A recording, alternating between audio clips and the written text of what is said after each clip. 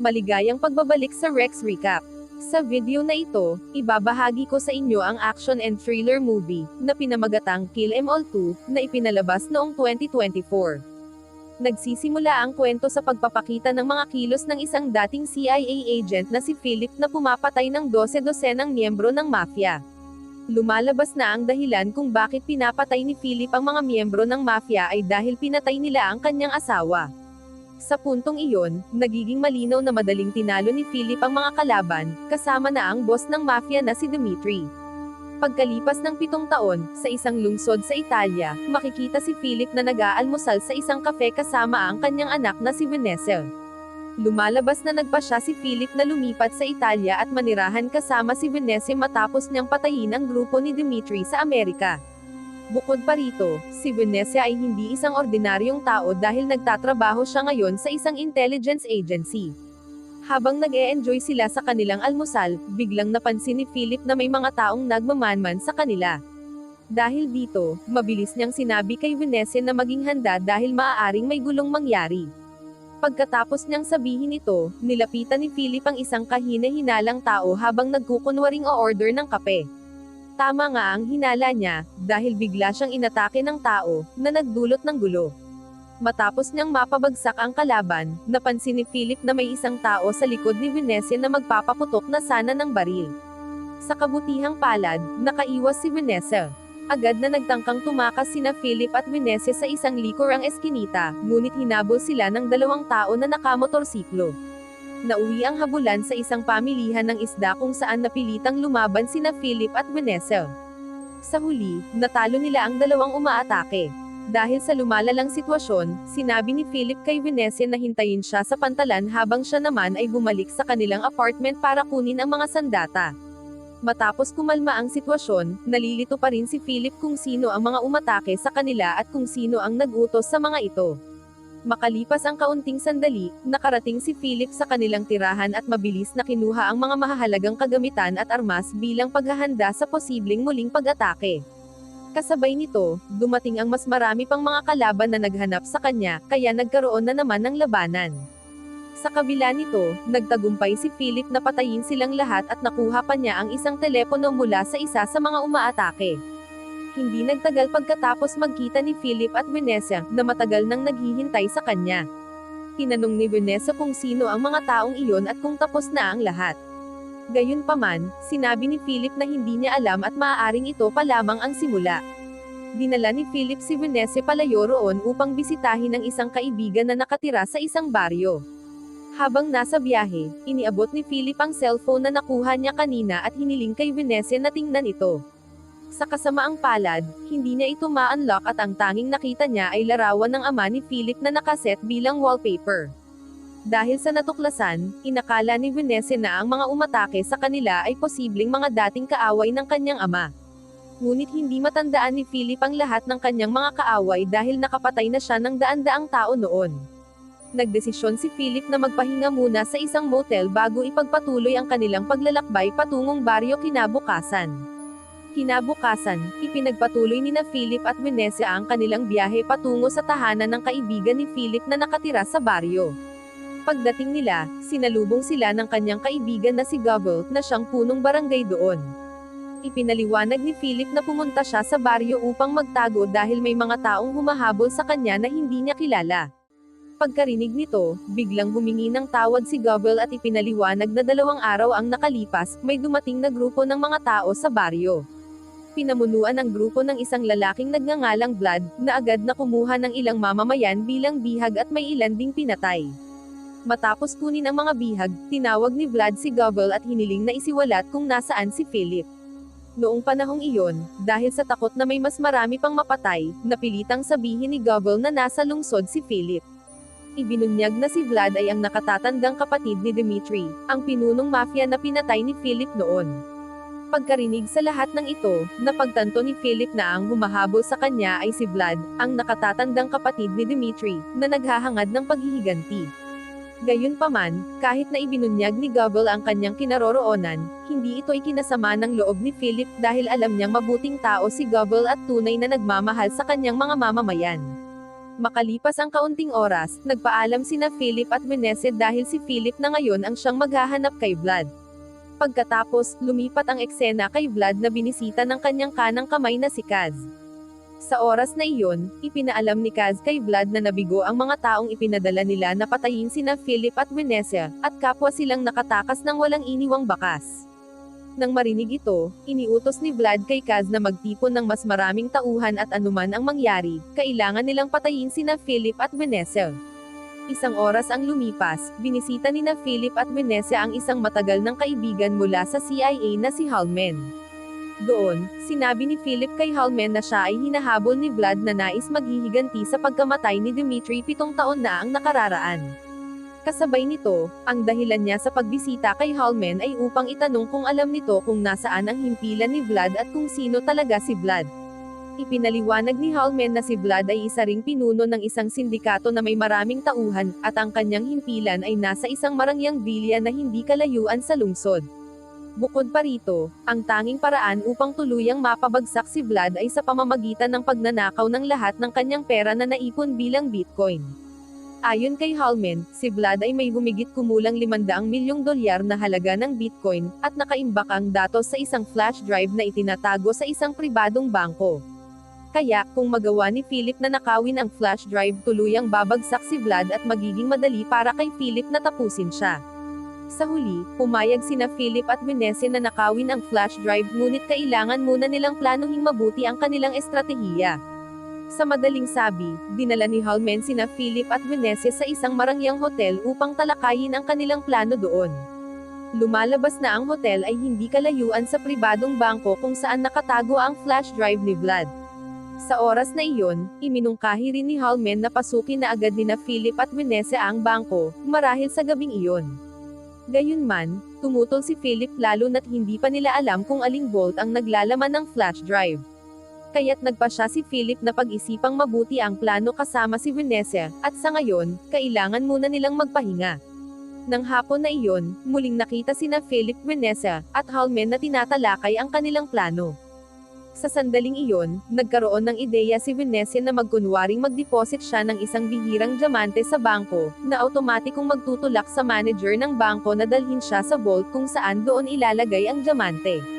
Kasabay nito, si Vanessa ay magtatap sa computer ng manager upang alamin kung aling vault ang naglalaman ng flash drive ni Vlad. Nang marinig ito, tinanong ni Hallman kung ano ang gagawin niya kung mahuli siya ng mga gwardya. Mabilis na sumagot si Vanessa na kung mahuli siya, wala siyang ibang pagpipilian kundi patumbahin ang mga gwardya. Sa huli, pumayag si Philip sa plano niya pero humiling na may magbantay sa kanya mula sa malayo, dahil balak ni Philip na salakayin mismo ang headquarters ni Vlad. Nagboluntaryo naman si Hallman na tulungan si Vanessa mula sa malayo at nangakong siya na rin ang tatanggap ng flash drive kapag nakuha na ito ni Vanessa. Matapos mapagkasunduan ang plano, nagpa siya silang isagawa ito kinabukasan. Kinabukasan ng umaga, lumipat ang eksena kay Vlad na nagpapahinga habang kumakain ng agahan. Nilapitan siya ni Kaz na may kasamang bayaran na mamamatay tao upang muling patayin si Philip.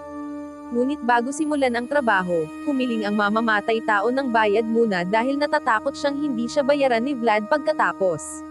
Nainsulto si Vlad sa sinabi ng mamamatay tao kaya't sinenyasan niya si Kaz na patayin ito. Ipinapakita nito na ayaw ni Vlad na minamaliit o iniinsulto siya at handa siyang pumatay ng sino mang gagawa nito. Samantala, sina Vanessa, Philip, at Hallman ay naghahanda na para sa kanilang misyon. Papasok si Vanessa sa bangko habang tinutulungan siya ni Hallman mula sa malayo, at pupunta naman si Philip sa headquarters ni Vlad upang tapusin siya. Kapag handa na ang lahat, agad na umalis sina Vanessa at Philip, habang nananatili si Hallman malapit sa bangko upang tulungan si Vanessa mula sa malayo. Pagkaalis ni na Philip at Vanessa, biglang nakipag-ugnayan si Hallman sa isang tao, na si Vlad pala, dahil lihim din pala siyang nagtatrabaho para rito. Agad na ibinalita ni Hallman kay Vlad na si Vanessa ay nagtungo sa pribadong bangko upang nakawin ang flash drive, habang si Philip ay patungo sa headquarters para umatake. Dahil alam ni Vlad na ang flash drive ay naglalaman ng humigit kumulang $500 milyong, agad niyang inutusan si Kaz at ang ilan sa kanyang mga tauhan na pigilan si Vanessa. Sa parehong oras, nanatili si Vlad at ang kanyang mga tauhan sa punong himpilan habang hinihintay ang pagdating ni Philip. Hindi nagtagal, pumasok si Venezia sa bangko upang makipagkita sa bank manager. Sa sandaling iyon, inilabas ni Venezia ang isang bihirang diamante at nagkunwaring i-deposit ito sa vault ng bangko. Gayunpaman, para sa seguridad, gusto ni Venezia na samahan ang manager sa loob ng vault room upang masiguro na talagang ilalagay ito ng manager doon. Nang marinig ito, walang pagtutol ang manager at inimbitahan si Venezia papunta sa vault room. Habang abala ang manager, mabilis na ikinabot ni Venezia ang isang listenang device sa kanyang computer upang malaman kung aling vault number inilagay ni Vlad ang kanyang flash drive. Pagkatapos noon, nagtungo si Venezia at ang manager sa vault room. Pagkarating nila, agad na pinatumba ni Venezia ang manager at ginamit ang listenang device na kanyang inilagay. Automatikong nalaman ni Venezia na itinago ni Vlad ang kanyang flash drive sa vault number 33. Sa impormasyong ito, mabilis na lumikha si Venezia ng maliit na pagsabog upang buksan ang vault at matagumpay niyang nakuha ang flash drive. Sa parehong oras, narinig ng mga gwardya sa labas ang pagsabog at agad itong siniyasat. Dahil wala nang ibang pagpipilian, kinailangang patumbahin ni Venezia ang mga gwardya ayon sa orihinal na plano. Pagkatapos niyang pabagsakin ang mga gwardya, agad siyang umalis upang makipagkita sa isang taong naghanda ng motorsiklo para sa kanya. Lumalabas na ang taong ito ay ang pamangkin ni Venezia na palihim na sumali sa misyon. Kasabay nito, dumating sina Kaz at ang kanyang team at agad na hinabol sina Venezia at ang kanyang pamangkin na tumatakas sakay ng motorsiklo. Sa gitna ng habulan, nalinlang ni Venezia sina Kaz at ang kanyang team, na nagbigay daan sa kanya upang maibigay ang flash drive kay Hallman para sa ligtas na pagtatago. Kasabay nito, sinadya ng pamangkin ni Venezia na kunin ang atensyon ng mga tauhan ni Vlad upang patuloy nila siyang habulin. Lumipat ang eksena kay Philip na kadarating lamang sa punong himpilan ni Vlad. Sa tahimik na paraan, isa-isang pinabagsak niya ang mga gwardyang nakabantay sa labas. Sa kabilang banda, makikitang kino-corner ni Nakaz at ng kanyang mga tauhan ang pamangkin ni Venezia na si Lydia. Gayunpaman, hindi basta-basta sumusuko si Lydia at sinubukan niyang tumakas muli kahit pa kailangan niyang akyatin ang isang pader. Sa kasamaang palad, matapos ang isang mahabang habulan, nahuli rin ni Kaz si Lydia. Samantala, si Philip ay papasok na sa silid ni Vlad kung saan naghihintay si Vlad at ang dalawa niyang tauhan. Dahil dito, hinamon ni Vlad si Philip na labanan muna ang dalawa niyang bihasang tauhan, at kapag siya'y nakaligtas, doon siya haharapin ni Vlad sa pangunahing silid. Matapos matagumpay na talunin ang isa sa mga tauhan ni Vlad, hinarap naman ni Philip ang natitirang tauhan. Hindi ito nagtagal dahil mabilis ding natalo ni Philip ang huling tauhan, at agad siyang nagtungo sa pangunahing silid upang makipaglaban kay Vlad. Matapos ang matagal na laban, napabagsak ni Philip si Vlad gamit ang kanyang tuhod. Ngunit bago niya ito tuluyang patayin, dumating ang kasintahan ni Vlad, na nagsabi kay Philip na bihag nila si Lydia. Kaya kung nais pa ni Philip na makita si Lydia na buhay, kailangan niyang pakawalan si Vlad. Dahil wala nang ibang pagpipilian, pinalaya ni Philip si Vlad, na agad namang inutusan si Philip na umalis sa kanyang himpilan, at nangakong palalayain si Lydia makalipas ang 2 oras. Hindi nagtitiwala si Philip kay Vlad, ngunit dahil may iba na siyang plano, pinili niyang umalis. Pagkaalis ni Philip, nakatanggap ng tawag si Vlad mula kay Hallman, na nagsabing nasa kanya na ang flash drive na ninakaw ni Venezia, kaya wala na siyang dapat ipag-alala. Nang marinig ito, iniutos ni Vlad kay Hallman na dalhin agad ang flash drive sa kanyang himpilan. Samantala, naghihintay si Venezia kay Philip sa isang simbahan. Hindi nagtagal at dumating si Philip, at agad siyang niyakap ni Venezia, na labis ang pag-aalala sa kalagayan ng kanyang ama. Sa sandaling iyon, tinanong ni Venezia kung napatumba ba ni Philip si Vlad. Ngunit sumagot si Philip na hindi, dahil bihag ni Vlad si Lydia. Nang marinig ito, labis na nakonsensya si Venezia dahil siya ang humiling sa pinsan niyang tumulong. Gayunpaman, pinakalma ni Philip si Venezia dahil may iba na siyang plano para iligtas si Lydia at tuluyang alisin si Vlad kasama ang lahat ng tauhan nito. Samantala, si Lydia ay dumating na sa himpilan ni Vlad, habang tuwang-tuwa si Vlad dahil magagamit na niya si Lydia upang alisin sina Philip at Venezia ng sabay. Dumating si Hallman upang ihatid ang flash drive kay Vlad. Ngunit nang suriin ito, napag-alamang peke ang flash drive dahil nasa kamay pa rin ito ni Venezia. Lumalabas na simula pa lang ay alam na nina Philip at Venece na si Hallman ay kasabwat ni Vlad, kaya sinadya nilang gamitin ito upang matuklasan ang kahinaan ni Vlad at malaman ang kinaroroonan ng kanyang himpilan. Nang matuklasan ito ni Vlad, galit na galit siya at agad na ipinatawag si Hallman upang managot. Makalipas ang kaunting sandali, nakatanggap si Hallman ng tawag mula kay Philip na nagsabing kung gusto ni Vlad na makuha ang tunay na flash drive, kailangan niya itong ipagpalit kay Lydia sa loob ng susunod na 24 na oras. Dagdag pa ni Philip, hihintayin niya si Vlad sa isang baryo na dati na niyang pinuntahan. Ayaw ni Vlad na mawala na lamang ang 500 milyong dolyar, kaya pumayag siya sa alok. Pagkatapos ng tawag, agad na gumawa ng plano si Vlad kasama si Kaz upang mabawi ang flash drive sa lalong madaling panahon. Gayunpaman, gusto rin ni Vlad na tuluyan ng alisin sina Philip at Venezia anuman ang mangyari. Kailangang maisakatuparan ang lahat ng ito sa araw ng palitan kinabukasan. Pagsapit ng hapon, nakita si Govel na nagtatadtad ng patatas para sa pagluluto. Ngunit may narinig siyang katok sa pinto, at nang buksan niya, sina Philip at Venezia pala iyon. Agad na nagtanong si Govel kung nagtagumpay ba si Philip na alisin si Vlad. Malungkot na sumagot si Philip na hindi niya ito nagawa, at ngayon ay bihag na ni Vlad si Lydia, isa sa kanyang mga pinsan. Gayunpaman, may plano si Philip na iligtas si Lydia sa pamamagitan ng pagpapalit sa kanya gamit ang flash drive na hawak na niya ngayon. Hiniling ni Philip kay Govel na kailangan niyang dalhin ang lahat ng mga taga-baryo papunta sa monasteryo, dahil sa baryo na iyon gaganapin ang palitan kinabukasan ng umaga. Sa kabutihang palad, lubos na pinagkakatiwalaan ni Govel si Philip at sinusunod ang lahat ng kanyang utos. Bukod pa rito, humiling din si Philip ng mga sandata mula kay Govel bilang paghahanda sakaling hindi sumunod si Vlad sa kanyang pangako. Agad na dinala ni Govel sina Philip at Venezia sa itaas na silid at ibinigay ang lahat ng kanyang sandata. Kinabukasan, naghahanda na si Vlad at ang kanyang mga tauhan para sa palitan kay Philip. Kasabay nito, naroon din si Hallman kasama ang kanyang mga tauhan. Habang nasa biyahe, sinabi ni Vlad na ang palitan na ito ay isang pagkukunwari lamang. Kapag nakuha na niya ang flash drive, kailangan nilang patayin sina Philip at Venezia pati na rin si Lydia.